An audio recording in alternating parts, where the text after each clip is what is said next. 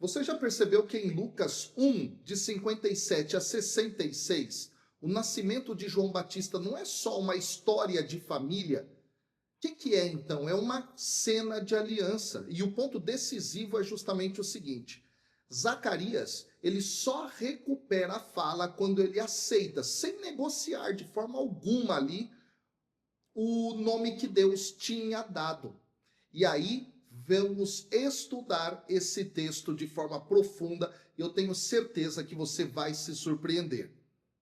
Meu nome é João Cláudio Rufino, sou professor na Faculdade de Teologia há mais de 10 anos, dou aula para os futuros padres da nossa Igreja Católica Apostólica Romana que estudam conosco lá na faculdade, ministrando justamente essas disciplinas ligadas às Sagradas Escrituras. Tenho também um trabalho aqui na internet com esse canal, as redes sociais. Se você ainda não me segue, se você ainda não é inscrito no canal, então faça isso, se inscreva no canal, ative o sininho para receber as notificações e também é muito importante que você se torne membro do canal, porque eu tenho absoluta certeza que vai ajudar bastante a gente a manter toda essa estrutura. Nesses dois primeiros versículos, nós temos que o tempo da gravidez de Isabel se completou e ela deu à luz um filho. E o texto ainda nos fala que os vizinhos e parentes ouviram dizer como o Senhor tinha sido misericordioso para com Isabel e se alegraram com ela. Aqui a gente precisa destacar a expressão completou-se o tempo. E esta expressão aqui não é só uma cronologia, ela vai sugerir um cumprimento. Em Lucas, quando se fala de tempo completado, tempo cheio, é o tempo visitado por Deus. O versículo 58 já interpreta, por exemplo, o fato. Olha aí, Deus foi misericordioso. Em linguagem bíblica, a misericórdia não é só uma emoção, é fidelidade. É o Deus que se lembra da promessa e a faz de verdade ali acontecer. E por isso a alegria vai ser comunitária. Que coisa fantástica. O evento, portanto, aqui vai pedir testemunhas. Há uma plateia colocada. E em Lucas, sempre a salvação que é realizada vai ter um alcance público. Essa é uma teologia lucana maravilhosa. No versículo 59 aparece aí, no 8º dia, eles foram circuncidar o menino e queriam dar-lhe o nome de seu pai, Zacarias. Vamos dar uma olhada aqui em alguns elementos importantes. O primeiro deles é o seguinte: o 8º dia insere o menino na aliança de Abraão. Porque a circuncisão aqui, ela não é um detalhe cultural, é um sinal teológico. Lucas está afirmando com isso que o precursor do Messias nasce dentro de Israel. Ele não começa fora da promessa, ele nasce do coração da esperança desse povo. E aí vem o ponto, mas no mesmo versículo aparece a pressão da continuidade familiar. Querem chamá-lo de Zacarias. E aí, você tem que entender isso. Dar nome no mundo bíblico é estabelecer a identidade, é estabelecer o futuro da pessoa. E aí a narrativa vai criar uma tensão, a tradição do clã e a palavra de Deus que fora recebida. Lucas, então, prepara um paralelo importante. Por quê? Lá em Lucas capítulo 2, versículo 21, Jesus também será circuncidado ao 8º dia e ele vai receber o nome anunciado. E isso aqui aproxima o precursor do Messias. E ambos vão entrar na aliança. E ambos são definidos por uma palavra que vem do alto. Quando a gente chega no versículo 60, diz aí o texto que a mãe, porém, disse não, ele vai se chamar João. E esse não de Isabel é justamente o ponto de virada. Não vai ser aqui uma teimosia dela, mas é obediência. Porque o nome João, que tem raiz hebraica, ele costuma ser entendido como significando Javé é gracioso, ou Javé é graça. Ou seja, o nome já é interpretado aqui como a identidade daquilo que está acontecendo através de João Batista. Olha que coisa fantástica. O nascimento dele é graça de Deus. E aí, a misericórdia de Deus vai virar, portanto, linguagem. Dentro das Sagradas Escrituras, o nome é frequentemente vocação. E aqui é um pequeno oráculo, portanto, é uma pequena mensagem profética. Ele diz em uma palavra o que Deus está fazendo. E prepara o que Zacarias vai cantar depois no famoso cântico chamado Benedictus. Nos versículos 61 e 62 aparece lá que outros disseram: olha, não existe nenhum parente com esse nome. Então fizeram alguns sinais ao pai, perguntando como ele queria que o menino se chamasse. Bom, a comunidade estranha, portanto, porque não era um nome comum na família, certo?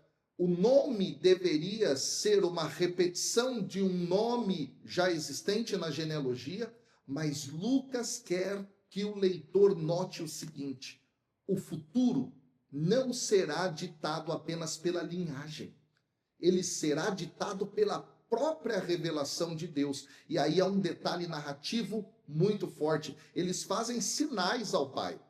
Zacarias está em silêncio desde o templo. Lembra disso? E a casa toda se adaptou a esse silêncio. Agora, o texto não afirma com clareza que ele estava surdo e mudo. Não há. Mas indica aqui um cenário em que a comunicação parece ter se tornado limitada. E isso serve também à teologia do próprio capítulo. Foi a incredulidade dele que gerou o silêncio, de acordo com as Escrituras. Agora, portanto, o cumprimento vai exigir uma resposta. No versículo 63, Zacarias pediu uma tabuinha, escreveu: João é o seu nome, e a tabuinha dá, portanto, aqui uma concretude histórica. Mas o centro é a frase. Qual é? João é o seu nome. Não é futuro, é afirmação. É ratificação pública do anúncio que ele resistiu a princípio lá no capítulo 1, versículo 20. E ao escrever, portanto, Zacarias aqui se alinha à palavra de Deus que ele recebeu. E faz isso diante de todos, diante de testemunhas. Portanto, a palavra de Deus não depende da voz humana para ela existir. Ela encontra o seu próprio caminho, até mesmo pela escrita. E aí o nome permanece como uma síntese. Deus é gracioso. A graça já está nomeada antes de ser por ele lá na frente cantada. E aí vem o versículo 64, onde é dito que no mesmo instante a boca de Zacarias se abriu, a sua língua se soltou e ele começou a louvar a Deus. A sequência aqui é teológica, meus queridos e queridas. Primeiro, a obediência vem, depois a abertura da boca. Depois vem o louvor. Então, Lucas não descreve aqui só um milagre físico. Ele descreve um processo de restauração do lugar do ser humano diante de Deus. O fim da mudez não é discurso sobre si mesmo. É uma doxologia, é um louvor a Deus. No evangelho da infância, isso vai ser constante. Por exemplo, os cânticos do Magnificat é um louvor, Benedictus é um louvor, o Glória é um louvor, o Nunc Dimittis, outro cântico, é um louvor. O cumprimento, portanto, gera cântico. E Zacarias, que ficou mudo por resistir, ele volta a falar para adorar a Deus. O tempo profético que parece fechado vai se abrir. Nos versículos 65 a 66, aparece que todos os vizinhos ficaram com medo e a notícia se espalhou por toda a região montanhosa da Judéia. Todos os que ouviam a notícia ficavam pensando: o que virá a ser este menino? De fato, a mão do Senhor estava com ele. Aparece aqui o medo, o temor, que na realidade significa essa reverência diante de Deus. E é justamente aqui a percepção do sagrado que estava acontecendo. E aí a notícia se espalha. Em Lucas Atos, na obra lucana, isso vai ser um padrão. Quando Deus age, a palavra corre. E a pergunta final vai ser carregada de teologia. O que virá a ser este menino? Gente, aqui não é curiosidade psicológica, como ele vai pensar, como é que ele vai... Não, é discernimento. Porque o narrador responde com uma fórmula bíblica já antiga. A mão do Senhor estava com ele. E isso significa eleição, significa assistência eficaz, presença de Deus na vida dele. Isso é linguagem de vocação. O menino que nasce aí está sob a iniciativa de Deus. Ele não é só promessa familiar, ele é um sinal de uma nova etapa que se dará na história da salvação. Esse é o ponto. Que texto maravilhoso é esse que nós temos diante de nós e que serve, portanto, para ser o itinerário desse momento do advento que nós estamos vivendo. Ou seja, primeiro, nós precisamos reconhecer que o tempo foi cumprido. Ou seja, Deus está no controle do tempo. Depois a gente precisa lembrar que a fé bíblica está enraizada na aliança de Deus com a humanidade e depois com Israel. Não é improviso essa história da salvação. Deus age nela. Depois, a gente, diante do texto bíblico, olha para o Deus que se revela mediante pessoas e se revela como misericórdia.